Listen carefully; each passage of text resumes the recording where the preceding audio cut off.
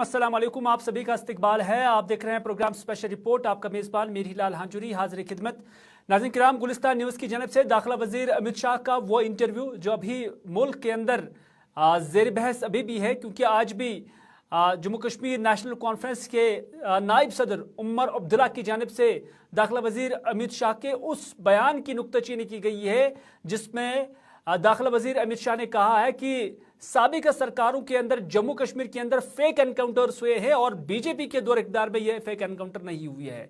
आज उसी बात का नोटिस लेते हुए साबिक वज़ीर आला और जम्मू कश्मीर नेशनल कॉन्फ्रेंस के नायब सदर उमर अब्दुल्ला सोपोर के अंदर एक अवामी कन्वेंशन से खिताब कर रहे थे और इस दौरान खिताब के दौरान जज्बाती होकर उमर अब्दुल्ला ने कहा कि अगर दाखिला वज़ीर अमित शाह के पास ये डेटा है और दाखिला वज़ीर डेटा की बुनियाद पर यह बात कह रहे हैं कि जम्मू कश्मीर के अंदर फेक एनकाउंटर्स हुए हैं, तो उन्होंने कहा कि अफसोस हुआ मुझे जब होम मिनिस्टर ने कहा कि जम्मू कश्मीर में पहले फेक एनकाउंटर होते थे। उमर अब्दुल्ला ने कहा कि तो फिर दाखिला वज़ीर को यह भी कहना चाहिए था कि ये फेक एनकाउंटर क्या फौज के हाथों हुए हैं या कि फिर सीआरपीएफ के हाथों हुए हैं या कि फिर बीएसएफ के हाथों हुए हैं या कि फिर पुलिस के हाथों हुए हैं। उन्होंने सवाल उठाया और मुतालबा किया कि हम इस बात का इंतजार कर रहे हैं कि कब दाखिला वज़ीर इस हवाले से कमीशन बिठाएगा और फिर दूध का दूध और पानी का पानी हो जाएगा और उन्हें यह बताना चाहिए कि ये फेक एनकाउंटर किसने किए और उनके खिलाफ कार्रवाई क्या होगी। उमर अब्दुल्ला ने आगे ये भी कहा कि हकीकत यह है कि जहां फेक एनकाउंटर हुआ था और साबित हुआ, फौज ने भी साबित कर दिया है, वहां इस हुकूमत ने मुलविस फौजियों को रिहा करने का काम किया है। उन्होंने शोपियां का जिक्र करते हुए, यानी उमर अब्दुल्ला ने शोपियां फेक एनकाउंटर का जिक्र करते हुए कहा कि शोपियां के अंदर राजौरी के लोगों को मारा गया और उसके बाद इसी हुकूमत ने अगरचे उन्हें रिहा किया, लेकिन रिहा करने से पहले उन्हें कोर्ट मार्शल किया गया था और वहां पर यह साबित हो चुका था कि वो फेक एनकाउंटर है और वो इसी सरकार के अंदर हुआ है। उमर अब्दुल्ला ने यह भी कहा कि मत्सिल एनकाउंटर के गुनहगारों को भी इसी सरकार ने रिहा किया है। उमर अब्दुल्ला ने मजीद क्या कुछ कहा, उन्हीं की जुबानी सुनते हैं। अफसोस होता है मुझे जब पिछले दिनों में होम मिनिस्टर साहब का वो इंटरव्यू देखा। वो कहते हैं कि पहले फेक एनकाउंटर होते थे। अरे होम मिनिस्टर साहब, अगर होम मिनिस्टर रहते आपको ये मालूम था कि फेक एनकाउंटर हुए हैं कश्मीर, जम्मू कश्मीर में, तो बताइए कहां हुए, किसने कराए? क्या वो फौज के हाथों हुए, सीआरपी के हाथों हुए, बीएसएफ के हाथों हुए, पुलिस के हाथों हुए? इंक्वायरी उठाइए, कमीशन उठाइए। ये काफी नहीं है कि आप चैनल के इंटरव्यू में कहें, आप चैनल के इंटरव्यू में कहें कि फेक एनकाउंटर होते थे।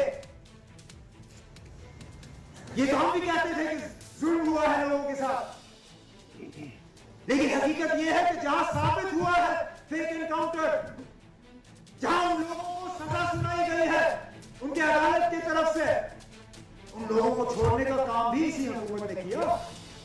क्या हम भूल गए कि राजौरी के वो लोग जिनको शुपैया में मारा गया था फौज के हाथों, जिनको फौज की अदालत में गुनहगार पाया गया, उनको मौजूदा हुकूमत ने छोड़ने का काम किया या नहीं किया? जो मत्सिल फेक एनकाउंटर में गुनहगार पाए गए थे, उनके अफसरों को छोड़ने का काम इस हुकूमत ने किया या नहीं किया?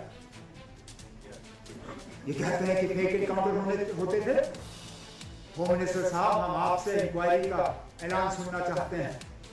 हम शिकायत नहीं करेंगे इलेक्शन कोड का, हम इलेक्शन कमीशन के पास जाके ये नहीं कहेंगे कि इन्होंने मॉरल कोड का वायलेशन किया है। हम इस्तेमाल करेंगे आपके इस ऑर्डर का। बिठाइए आज इंक्वायरी और बताइए यहाँ के लोगों को कौन था जिम्मेदार वो फेक एनकाउंटर, जिन फेक एनकाउंटर की खबर आप बताइए। चलिए, इलेक्शन का माहौल है और इलेक्शन के माहौल में इस तरह के बयानात दोनों तरफ से सुनने को मिलते हैं। और आपको याद ही होगा कि इसी इंटरव्यू के अंदर जम्मू कश्मीर के अंदर रेवोकेशन ऑफ एफसफा यानी arm forces special powers act के हवाले से भी बात हुई थी और दाखिला वजीर अमित शाह की जानब से ये बात भी कही गई थी कि मरकजी सरकार इस पर कंसिडर कर सकती है। और साथ ही साथ जो withdrawal of troops from the civilian areas वो भी उन्होंने इस इंटरव्यू के अंदर जिक्र किया। लेकिन उमर अब्दुल्ला ने आज एक बार फिर जब सोपोर के अंदर मीडिया नुमाइंदों के साथ बात की और सवालात का जवाब दिया तो उसमें उन्होंने कहा कि दाखिला वजीर ने ये नहीं कहा कि एफसपा को हटाया जाएगा, बल्कि ये कहा है कि हम इस पर गौर करेंगे। उन्होंने कहा कि अफसोस है कि जहां उन्हें आज ये याद आ गया वही हमें ये खदशा लगातार है कि ये लद्दाखियों के 6th शेड्यूल की तरह धोखा तो नहीं होगा। उन्होंने उमर अब्दुल्ला ने यह भी कहा कि हमारे साथ भी यही होगा जब पार्लियामेंट की सभी 5 नशस्तें भारतीय जनता पार्टी जम्मू कश्मीर से हार जाएंगे और उसके बाद भी ये एफसपा का जो मामला है ये फिर झूठ में तब्दील हो जाएगा। और उमर अब्दुल्ला का कहना है कि फिर बीजेपी इस बात को ही भूल जाएगी। इंडिया अलायंस के हिस्सेदार हैं तो इसमें यूनाइट्स या रीयूनाइट्स का सवाल कहाँ पैदा होता है ना। हम पहले भी थे, आज भी हैं, रहेंगे। सर होम मिनिस्टर साहब की तरफ से जो कल ऐलान किया गया जाहिर सी बात है कि कौन सा ऐलान को हटाने का दूसरे मामला को लेकर आपने इस गलतफहमी में मत रहिए जी कि होम मिनिस्टर साहब ने अफसपा हटाने का ऐलान किया है। होम मिनिस्टर साहब ने ये कहा है कि हम इस पे गौर करेंगे।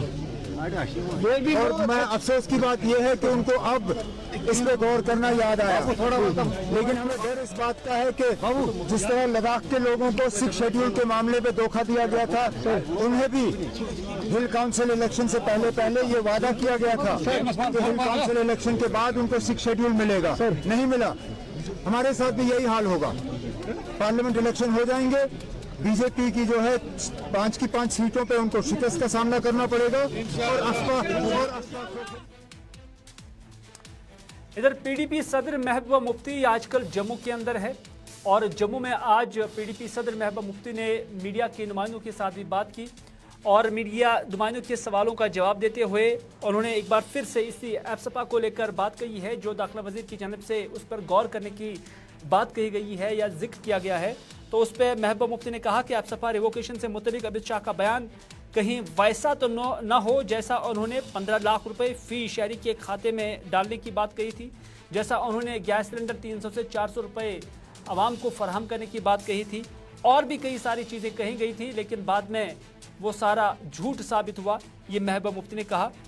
और उन्होंने कहा कि अगर वाकई सरकार या दाखिला वजीर अमित शाह साहब सीरियस हैं तो फिर उन्हें पहले जेलों से लोगों को रिहा कर देना चाहिए, क्योंकि ऐसे लोग के खिलाफ कोई चार्ज भी साबित नहीं है और वो मुल्क के दूर और अलग अलग जेलों के अंदर अभी भी मुकीद है और इन जो मुकीद लोग हैं उन पर कोई चार्ज भी अभी साबित नहीं हुआ है, सिर्फ इल्ज़ाम की पैदाश में उन्हें इन जेलों के अंदर बंद कर दिया गया है। देखिए, जहाँ तक एफसपा का रिवोकेशन है या सिविलियन एरिया से सिक्योरिटी फोर्सेस बाहर निकालने की बात है, बैरक्स में आर्मी को भेजने की बात है, आपको याद होगा कि जब इन्होंने कहा 2 करोड़ नौकरियां देंगे हर साल में, इन्होंने कहा था कि गैस का सिलेंडर कांग्रेस 450 में दे रही है, हम 400 में देंगे। इन्होंने कहा था 15 लाख रुपए हम हर गरीब के अकाउंट में जमा कराएंगे। ऐसा तो कुछ भी नहीं हुआ। और इस वक्त मैं समझती हूँ कि अगर वाकई अमित शाह साहब सीरियस हैं, ये करना चाहते हैं, क्योंकि हमने कई एरियाज ने, मुफ्ती साहब ने अपने एरिया में, जैसे अनंतनाग का हाई ग्राउंड है, टटू ग्राउंड है, हमने कोशिश की थी कि जहां आर्मी की जरूरत नहीं है वहां से उनको निकाल के बैरक्स में वापस भेजा जाए। अगर वो वाकई अमित शाह साहब सीरियस हैं तो आप जानते हैं 2019 के बाद हमारे हजारों की तादाद में हमारे लोग न सिर्फ जम्मू कश्मीर के जेलों में बल्कि जम्मू कश्मीर के बाहर की जेलों में बहुत ही अजाब में हैं। उनके खिलाफ कोई चार्जेस फाइल नहीं किए गए हैं, उनका जो अदालती कार्रवाई शुरू नहीं हो रही है, बहुत सारे लोग उसमें बीमार हैं, गरीबों के बच्चे हैं ये। तो अगर वो चाहते हैं कि जम्मू कश्मीर के लोगों को जो उन्होंने जख्म दिए कुछ उसमें मरहम हो जाए, तो सबसे पहले कितने जर्नलिस्ट हमारे बंद हैं, तो कम से कम पहले उनको रिलीज कर दें जिनके खिलाफ कोई चार्जेस नहीं है, जिनकी कार्रवाई नहीं हुई, जिनका कोई इल्जाम उनके खिलाफ साबित नहीं हो। तो हम सोचें ये सच बोल रहे हैं। होगा कि कल जिला बडगाम के अंदर या बडगाम कस्बे के अंदर ही नेशनल कॉन्फ्रेंस की जानिब से एक कन्वेंशन बुलाया गया था जिसमें उमर अब्दुल्ला भी थे और अब्दुल रहीम रातर भी थे। अली मोहम्मद डार साहब भी थे और उसके साथ साथ आगा सैयद रूहुल्लाह भी थे। और इस दौरान जब रूहुल्लाह ने यहाँ पर तकरीर की तो तकरीर के दौरान उन्होंने कुछ ऐसी बातें कही हैं जो ऐसा लग रहा था कि वो आगा सईद रूहुल्लाह अपनी क़यादत तक पहुँचाना चाहते हैं। ये बातें क्या थी, पहले हम वो आप तक पहुँचाएंगे और फिर उसके बाद इसी मामले को लेकर हमारे साथ सईद रूफ फारूकी जुड़ेंगे। लेकिन आगा सईद रूहुल्लाह अपनी पार्टी के सीनियर क़यादत को उमर अब्दुल्ला तक क्या बात पहुंचाना चाहते थे, क्या बात कहलाना चाहते थे, आइए इस छोटी सी वीडियो क्लिप के जरिए आप तक पहुंचाते हैं। सोरी जम्मू कश्मीर वन और अगर यम सारी कुन हेकन गसित हको ना पन मफाद एक तरफ त्रित, कुर्सी एक तरफ त्रित, सियासत एक तरफ त्रित, हको ना कुन वनस गई जरूरत पन इख्तलाफ नजरअंदाज करने जरूरत, पन इख्तलाफ पथ त्रावने जरूरत, कुर्सी लड़ाई सीट लड़ाई पथ त्रावने जरूरत, गलतफहमी हेकन गसित, गलतफहमी गसन ज्यादा मुमकिन, मगर अस पजन तम गलतफहमी पथ कुन त्रेन।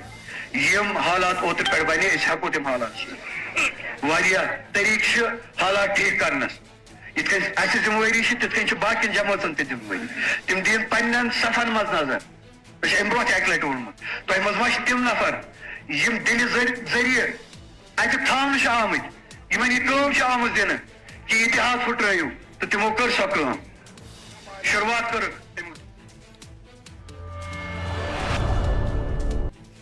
आगा सैयद रूहुल्लाह की इस तकरीर को आपने सुना और इसमें वो अपनी सीनियर क़यादत तक यही बात पहुंचाना चाहते हैं कि अभी मुत्तहिद होने की ज़रूरत है। अगर दूसरी पार्टियां, इशारा सईद मोहम्मद अल्ताफ़ बुखारी, गुलाम नबी आज़ाद और सज्जाद गनी लोन की तरफ था, क्योंकि बार बार वो यही कहते हैं कि डोडा से लेकर कुपवाड़ा तक 3 लोग हैं जो जमा हो रहे हैं और वो सेक्युलर फोर्सेस या ख़ासतौर पर नेशनल कॉन्फ्रेंस का मुकाबला करने के लिए आए हैं। तो आगा सईद रूहुल्लाह अपनी क़यादत तक क्या यही बात पहुंचाना चाहते थे कि अगर ये सब मुत्तहिद हो रहे हैं तो हम क्यों बिखर रहे हैं, और हमसे मुराद क्या PAGD है, ये जानने के लिए हमारे सीनियर साथी सईद रूफ फारूकी इस वक्त मेरे साथ मौजूद है। फारूकी, आपसे जानना चाहेंगे कि आगा सईद रूहुल्लाह की जो ये तकरीर थी, क्या उससे ये मुराद थी या यही मुराद इसका समझा जा सके कि आप PAGD को एक बार फिर से खड़ा करें, और आगा सईद रूहुल्लाह नेशनल कॉन्फ्रेंस के इस स्टेज से न सिर्फ नेशनल कॉन्फ्रेंस को एड्रेस कर रहे थे और उन्हें कहा जा रहा था कि आप इस पर असर न सोचे, बल्कि PDP के लिए भी ये मशवरा था कि कहीं आपके सफ़ों में कोई और तो नहीं है। क्या PAGD की दोनों इकाइयाँ इस तकरीर की मरकज़ थी?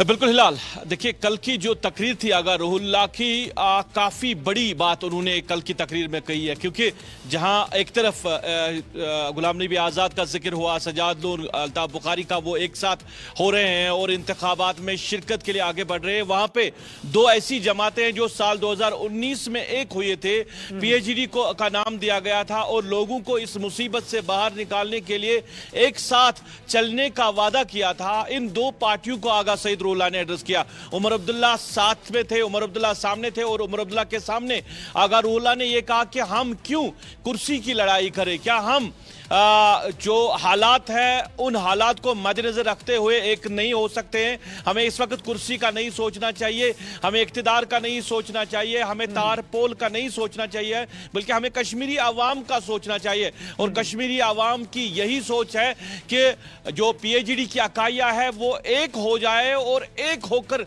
मैदान में आए और इंतखाबात में शिरकत करे। क्योंकि आपको हिलाल याद होगा कि पिछले कई दिनों से जो बातें सामने आ रही है कि लोकसभा इंतखाबात को लेकर कि नेशनल कॉन्फ्रेंस अपने कैंडिडेट्स खड़ा करेगी और PDP अपने कैंडिडेट्स खड़े करेंगे इंतखाबात में, क्योंकि उमर अब्दुल्ला, डॉक्टर फारूक अब्दुल्ला ने बार बार ये कहा है कि कश्मीर डिवीजन की जो 3 सीटें हैं उन पर नेशनल कॉन्फ्रेंस अपने कैंडिडेट खड़ा करेगी। हालांकि PDP ने अभी तक ये बात नहीं की है। जब नेशनल कॉन्फ्रेंस ने कहा उसके बाद PDP ने मीटिंग का सिलसिला शुरू किया। एक तरफ नेशनल कॉन्फ्रेंस हर एक जिले में जाकर कैंपेनिंग लॉबिंग कर रही है लोकसभा इंतखाबात के हवाले से। दूसरी तरफ आगा रूहुल्लाह ने जो बॉल है वो नेशनल कॉन्फ्रेंस के गोल पोस्ट में डाली है कि फैसला नेशनल कॉन्फ्रेंस को लेना है, ज्यादा जिम्मेदारी नेशनल कॉन्फ्रेंस की है। नेशनल कॉन्फ्रेंस सबसे बड़ी जमात है और नेशनल कॉन्फ्रेंस जिन हालात में उभरी है, जिन हालात में बनी है, वही हालात आज भी है जम्मू कश्मीर के अंदर। तो नेशनल कॉन्फ्रेंस की ज्यादा जिम्मेदारी है कि वो हालात का जायजा ले, हालात को देखकर फैसला ले इंतखाबात को लेकर। सीट पे कोई लड़ाई ना करे, कोई बहस ना करे, बल्कि हालात का जो उन्होंने जिक्र किया। पीडीपी के लिए उन्होंने ये नहीं कहा है कि आप पीडीपी को सीट दें या ना दें, लेकिन ऐसा लग रहा था कि वो इस हक में हैं कि अगर एक सीट उन्हें भी चली जाए तो फिर नेशनल कॉन्फ्रेंस को ये चीज बर्दाश्त कर लेनी चाहिए, नंबर एक। नंबर दो, क्या उसके बावजूद भी आपको लग रहा है कि अभी पीएजीडी है उस सेंस में इलेक्टोरल पॉलिटिक्स के अंदर? अगर हम देखेंगे अभी तक अगरचे वो 370 के दिफा के लिए बात करने की बात कर रहे थे, लेकिन क्या आपको लग रहा है कि अभी भी कोई चांस है पीएजीडी को बचने के? देखिए हिलाल, आज उमर अब्दुल्ला से सोपोर में पूछा गया, उन्होंने कहा पीएजीडी है, पर पीएजीडी किस लिए है ये तो उन्होंने बताया नहीं है, क्योंकि वो खुद कह रहे हैं कि नेशनल कॉन्फ्रेंस अपने दम पे इलेक्शन लड़ेगी। अगर इलेक्शन लड़ना अलग अलग है तो फिर पीएजीडी का काम क्या रह गया, ये समझ से बाहर है। और ये लोगों की समझ तक नहीं पहुंच पा रहा है कि पीएजीडी के अलग अलग इंतखाब लड़ने के बाद इनका काम क्या रहेगा, क्योंकि ये एक दूसरे के मद मुकाबिल होंगे, एक दूसरे के खिलाफ बयानबाजियां होंगी, तो फिर पीएजीडी का मकसद ही नहीं है। पीएजीडी आज के डेट में जब हिलाल हम बात करते नहीं है, अब आगा रूहुल्लाह के कल के तकरीर के बाद क्या नेशनल कॉन्फ्रेंस इस पे दोबारा से गौरखोज करेगी, इस पे दोबारा से कोई मशावरत होगी? क्योंकि होनी चाहिए, क्योंकि नेशनल कॉन्फ्रेंस में जब हम आगा रूहुल्लाह का दर्जा देखते हैं, वो एक एमएलए का नहीं है, बल्कि एक साबिका वजीर का नहीं है, बल्कि एक बड़े लीडर का है। क्योंकि जब हम जम्मू कश्मीर की सियासत की बात करते हैं तो आगा रूहुल्लाह का नाम जम्मू कश्मीर की सियासत में एक बड़ा नाम है। तो गौरखोज होगा या नहीं होगा, या पीडीपी के साथ बात होगी या नहीं होगी, वो वक्त फैसला करेगा। पर नेशनल कॉन्फ्रेंस के खीमे से फिर से यह आवाज उठना कि पीएजीडी को एक साथ होना चाहिए, कहीं ना कहीं आगा रूहुल्लाह जो आने वाला वक्त है उसको जो है देख रहा है कि अगर हम अलग अलग हो गए तो आगे क्या होगा। रूफ अपना नुक्ता नजर रखने के लिए, इसमें कोई शक नहीं है कि पब्लिकली आगा रूहुल्लाह कहीं ना कहीं एडवोकेसी कर रहे हैं कि ये पीएजीडी बचना चाहिए और उस पर नेशनल कॉन्फ्रेंस का एक बड़ा रोल है। और उन्होंने ये जो तकरीर का एक हिस्सा आप तक पहुंचा है और इससे इब्तिदा में ये भी कहते हैं कि नेशनल कॉन्फ्रेंस ऐसे ही हालात में उभरी है, बनी है, और ऐसे हालात का नेशनल कॉन्फ्रेंस को कई बार सामना भी करना पड़ा। और इस हवाले से उन्होंने एड्रेस करते हुए पार्टी के उमर अब्दुल्ला साहब जो कि नायब सीनियर सदर है, और उन्हें एड्रेस करते हुए कि हमें बड़े कैनवास पे सोचने की ज़रूरत है, लेकिन आने वाले दिन देखे जाएंगे कि क्या सच में आगा सईद रूहुल्लाह की ये बात क्या नेशनल कॉन्फ्रेंस पे कोई असर करती है। और बाज़ लोग ये भी कहते हैं कि नेशनल कॉन्फ्रेंस के अंदर सिर्फ आगा रूहुल्लाह सिर्फ ऐसी आवाज़ नहीं है, बल्कि और भी आवाज़ें हैं जो कहते हैं कि हमें दूर अंदेशी का मुजाहरा करना चाहिए। बहरहाल इसके बावजूद कि पार्टी के अंदर ऐसी आवाज़ें भी हैं, लेकिन हम देख रहे हैं कि नॉर्थ हो, साउथ हो, सेंट्रल कश्मीर हो, हर जगह पर नेशनल कॉन्फ्रेंस अभी मुतहरिक है। और जब किसी से भी पूछा जाता है, उमर साहब से भी जब पूछा जाता है, तो उनका यही कहना है कि सभी 3 नशस्तों से नेशनल कॉन्फ्रेंस अपने उम्मीदवार खड़ी करेगी।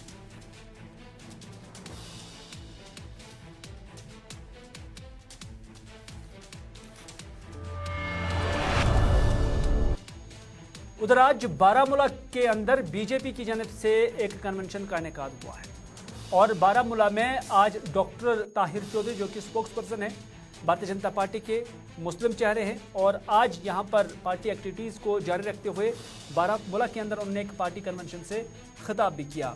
इस दौरान उनका यहां पर वालिहाना इस्तकबाल भी किया गया। और इस दौरान उन्होंने जब मीडिया की नुमाइंदों के साथ बात की तो उन्होंने एक बार फिर से जिक्र नेशनल कॉन्फ्रेंस, पीडीपी और कांग्रेस की है। और उन्होंने कहा कि कश्मीर के अवाम समझते हैं या समझ चुकी हैं कि 70 साल किन हाथों में ये खेलते रहे हैं, और यहाँ तालीम भी मुतासर हुई, हड़तालें भी होती रही, पथराव से माहौल भी ख़राब होता गया, बिजनेस भी ज़ीरो हो गया। और ताहिर चौधरी का ये दावा है कि अब तब्दीली आ गई है और बहुत जल्द बीजेपी कश्मीर के अंदर भी नामों का ऐलान करेगी और कंधे से कंधा मिलाकर उम्मीदवारों को जितवाया जाएगा। ये डॉक्टर ताहिर चौधरी का यहाँ पर दावा है। यहाँ का आवाम समझ चुका है कि 70 साल किन लोगों के हाथों में वो खेलते रहे। ये लोग बच्चों के हाथों में पत्थर देकर इन लोगों ने सरकारें बनाई हैं। स्कूल कॉलेजेस बंद रहते थे, एजुकेशन डिस्टर्ब रहती थी, एक आम व्यापार करने वाले इंसान की दुकान बंद रहती थी, हर जुमे को नए कैलेंडर निकाले जाते थे इन्हीं की वजह से, और कैसे सरकार चलानी है वो कुछ दूसरी ऑर्गेनाइजेशन तय करती थी और ये लोग जैसे काम करते थे वो चीजें अब नहीं चलेंगी। कश्मीर खुशहाली के रास्ते पे चल कैंडिडेट्स का अनाउंस हो जाएगा। मैंने पहले ही आपको कह दिया कि जम्मू कश्मीर को बड़े और ढंग से सेंट्रल हाईकमांड देखती है और उसके ऊपर रोज मीटिंग्स की जा रही हैं। मुझे लगता है बहुत जल्दी नाम अनाउंस हो जाएंगे। जो भी नाम अनाउंस होंगे भारतीय जनता पार्टी का एक एक कार्यकर्ता उन कैंडिडेट्स के साथ कंधे से कंधा मिला के चलेगा और उनको जिता के हम भेजेंगे।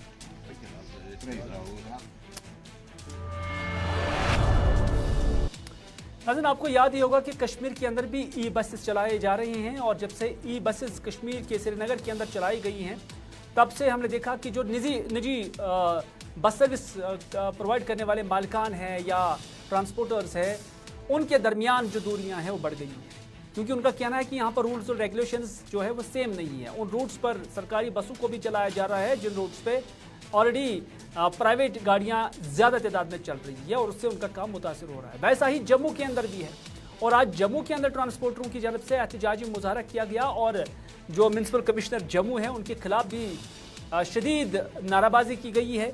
और इस दौरान जम्मू में सरकारी ई बसेस और निजी मुसाफिर गाड़ियों का जो मामला है वो तूल पकड़ रहा है और आज कमिश्नर ऑफिस के बाहर एहतजाज करते हुए निजी बस ड्राइवरों ने और मालिका ने कहा कि अगर रूल्स और रेगुलेशंस और टाइम टेबल निजी गाड़ियों के लिए हैं तो ई बसेस के लिए क्यों नहीं। तो यहाँ पर दो तरीके से क्यों ट्रीट किया जा रहा है इस ट्रांसपोर्ट इंडस्ट्री को। उन्होंने कहा कि अगर फौरी तौर पर उनका मामला हल नहीं किया गया तो वो पूरा चक्का जाम जम्मू के अंदर करेंगे। हमने हमेशा इनके साथ मीटिंग्स की है, हमने हमेशा ये बात बोली है कि रूल्स अगर हमारे लिए है, टाइम टेबल हमारे लिए है तो टाइम टेबल गवर्नमेंट की बसों के लिए भी होना चाहिए। नियम अगर हमारे लिए है, कानून हमारे लिए है तो कानून ये ई बसेस के लिए भी होना चाहिए, स्मार्ट सिटी की बसों के लिए भी होना चाहिए। जो म्युनिसिपल कमिश्नर हैं वो टोटल दादागिरी में आए हुए हैं, वो सिर्फ बोलते हैं कि आपने बोलना नहीं, आप हमारी सुनो, तो वो काम नहीं होगा। हम अपने ट्रांसपोर्टर को खत्म नहीं कर सकते क्योंकि वो हमारा गला कटवा रहे हैं, हमारा पेट कटवा रहे हैं। हम उस चीज के साथ ही हम ट्रांसपोर्टर को खत्म नहीं होने देंगे। अगला हम रोड में आएंगे, हम पूरा चक्का जाम करेंगे, Jammu Kashmir union territory total चक्का जाम होगा। इस म्युनिसिपल कमिश्नर के अगेंस्ट में पूरा विद्रोह करेंगे। हम आज विद्रोही हो गए इस म्युनिसिपल कमिश्नर के लिए क्योंकि हमेशा हमने ये उम्मीद की है कि टेबल टॉक में बात खत्म हो, मगर आज हमारी कोई बात ही नहीं सुनी गई। ये बोलते हैं कि नहीं हम बोलेंगे, आपने नहीं बोलना है, आप अपना दुखड़ा किसको सुनाएंगे जाके। जो रोड में गाड़ियां लेके आ रहे हैं, जो गैर कानूनी जो गाड़ियां लेके आ रहे हैं, तो हम उसको इनको बोलेंगे ना कि रूट जो है वो टाइम टेबल के हिसाब से गाड़ियां चलाओ जैसे हम भी चलाते हैं, ताकि आपकी गाड़ियां भी चले और हमारा भी जो रोजी रोटी का जीना चलता रहे। तो बात सुनने के लिए हम म्यूचुअली बैठकर हमेशा इशू सॉल्व कर सकते हैं, बट अगर पर्सन म्यूचुअली बैठने के लिए तैयार हो तो चक्का जाम साइड पे आगे जाते हैं क्या रहेगा, क्या बसेस रोड से चेंज की जाएंगे? देखिएगा हमारी बसेस तो ऑलरेडी काफी सारे रूट्स पर चल रही है। आप में से भी कुछ लोगों ने हो सकता है उसमें ट्रैवल किया हो और इसमें देखा जा सकता है कि कितने लोग उसका फायदा उठा रहे हैं और क्या जो है वो काउंटर जो है वो परसेप्शन लोगों का मीन्स कहाँ पर जो है हमारी बसेस की वजह से अगर कहीं पर कोई ट्रांसपोर्टर को एग्जिस्टिंग के ट्रांसपोर्टर से अगर कहीं पर उनको ऐसा नुकसान हो रहा है तो हमारे कई राउंड ऑफ टॉक्स हो चुके हैं। इवन पहले भी हमारी जो है कई बार बात हो चुकी है, बट आई होप कि भाई जो इसको हम एक